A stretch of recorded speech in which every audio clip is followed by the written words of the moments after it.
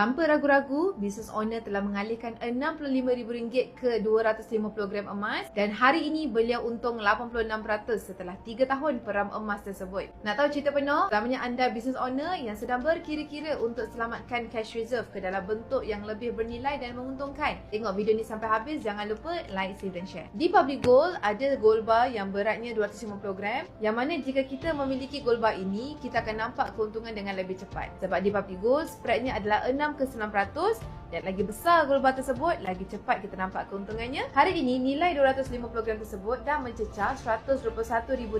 Bermaksud kalau kita buat kira-kira, RM121,000 tolak RM65,000 bahagi dengan kos RM65,000, tukar kepada percentage bersamaan sekitar 86%. Secara purata, Encik H dah untung 28% untuk setahun. Pulangan ni jauh lebih bagus daripada kita biar sahaja cash reserve kita di dalam akaun bank, ASB ataupun tabung haji. So, business owner, selamatkan cash reserve anda dalam bentuk emas 999 keluaran Public Gold. Public Gold adalah syarikat emas nombor 1 dekat Malaysia yang fokusnya adalah emas fizikal sahaja.